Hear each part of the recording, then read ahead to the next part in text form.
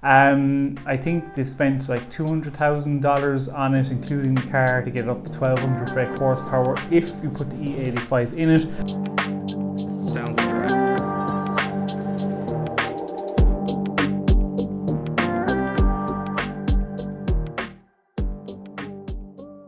What is up, guys? Welcome back to the channel. My name is Shane and welcome to another episode here on 5-Star Cars, where I just give my thoughts and opinions on what's going on in the car community on YouTube. On today's episode, we're going to be covering DD, Burlacker and Savage Garage and one other as well. Before we jump into it, guys, if you like this kind of stuff, check out my other videos, and it'd be sick if you smash the subscribe button. Every subscriber helps us get one step closer to getting a project car. If you want to see us get one, smash the subscribe button. And comment below, guys. Love when you comment. Want to hear your thoughts and opinions, because this is a discussion channel as well. Also, guys, if you're interested on coming on the channel to discuss about some of your favorite car YouTubers, hit me up on my Instagram at the end of the video, and you know, we can sort something out. If you have a car channel or just want to come on and have a chat, I think it'd be a lot of fun.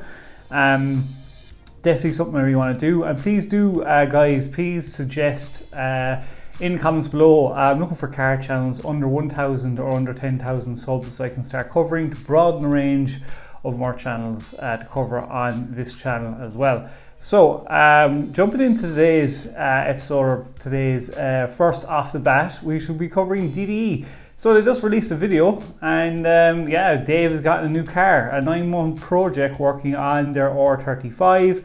I think they spent like $200,000 on it, including the car, to get it up to 1200 brake horsepower if you put the E85 in it.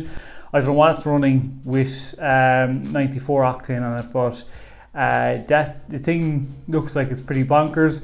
You can see the difference between Dave and you know, Damon's driving skills. Dave won't push it as crazy as Damon, so I'm just going to give you a quick clip of Damon driving the car, because it just sounds absolutely crazy.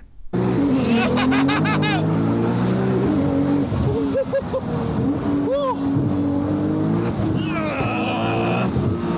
so violent. Shooting the hugest flames. You see it? Dude, the whole back of the car's lit up. There you go, guys. Comment below what you think of the new, well, I think it's practically finished. Is he going to do much more to it? Of the R35, and it pushing 1200 brake horsepower. Wonder if Tommy Faye will have anything to say about that.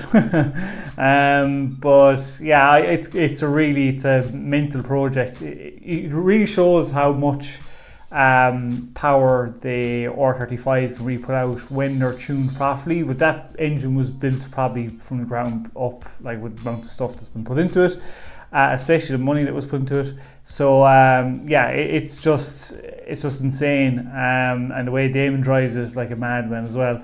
It's the fastest car in their fleet at the moment, so I wonder what car will end up being faster than this. Maybe the 720, I'm not too sure. But comment below, guys, let me know what you thought of it, if you're a DD fan as well. Next up is going to be Matt Armstrong. His latest video that just came out today. He had, or yesterday as you say, he has bought a Volkswagen Golf, or a wrecked one. I think he thinks it was stolen. It was a rental car, and it looks like it was crashed. But this one is running. He's not going to have the same issues as he did with the C63. If you haven't seen his channel, I highly recommend going checking it out. It is really, really good, and he seems to be picking up in the car projects. He has an R8 and a Gran Turismo Maserati. Also, he got shouted out on Life of Paul's channel after I don't know how long. I've been covering his channel for I don't know how many weeks. And I've said it to him, look, I'm covering your channel, and sure, nothing was said to me. And as soon as Life of Apollos even mentioned, it's like, you know, yay, you know, like, it's just annoying. But look, I'm a small channel, there's not much I can do about it. But I do highly recommend checking out his channel. And yeah, it's just going to be an interesting one. I'm going to see, wondering if he's going to put on a full body kit, if he's going to tune the engine, what mods he's going to do to this Golf, because he does do some nice mods on his cars. So another interesting build, because the R8 is practically done at this stage. But yeah, guys, highly recommend this channel. Go check it out. You won't be disappointed indeed. Next up is going to be Savage Garage. Their latest video is Randy has sold the rare 105 GT2 RS that he had, the orange one that he bought when Schnee was around, and he's bought a GT3 RS, and the video just explains why he bought it. Basically for tuning capabilities and getting aero and stuff like that. So I think what he was saying is a GT2 RS, you're really kind of limited to what you can do with it, because it's kind of a rare one as well. He doesn't want to go tearing it to bits. At least with the GT3 RS, there's so many of them around, he can really build it to the spec that he wants. Because we know Mondi has built a twin turbo one over 1,000 brake horsepower. Like they're said that they're the best track car to have if you're going on the track as well. So, and it sounds bloody mental. I'm just going to show you a quick clip of Randy driving this thing. It's absolutely insane.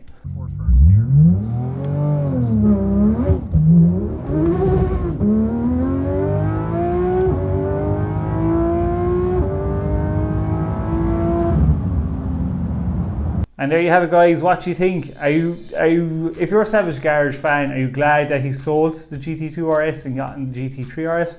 I think it's the right move for what he wants to do. I mean, if I had the money, I would definitely buy a GT3 RS. Like, they get rave reviews. It's insane how many YouTubers like Mondi or other people that have them and say they're an unbelievable car, especially for the track.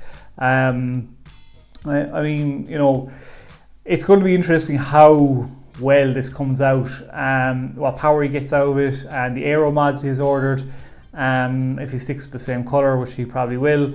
But it's going to be an interesting build. We'll see if he'll do a very in-depth build with it. But let me know in the comments below, guys, if you're a Savage Garage fan, what you think of this move and what you want him to do to your GT3 RS as well. And this last up on the list, guys, is going to be Burlacker. And Burlacker, just a bit of a fun one, has gone away and he's wrapped the limousine, and he's finally sold the limousine as well.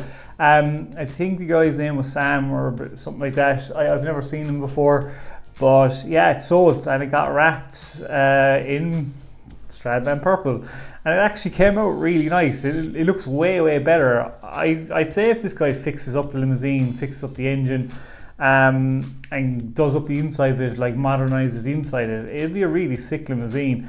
Now I don't know. He said he sold it for $14,000. Would I don't know if these limousines, would that be a correct price for that thing in that state that it was in? Because his friend like just threw out a load of, I think, stacks of dollar bills. I doubt it was 14,000 dollar bills there, because it was a lot of money, but I don't know if it was 14,000 in cash in dollar bills. But I wonder if this guy is going to go in and modify the hell out of the limousine. But I will admit the wrap came out pretty sweet. I don't. Let me know what you think of it below, guys. If you've seen it, are you glad to see that the limousine hasn't been thrown away?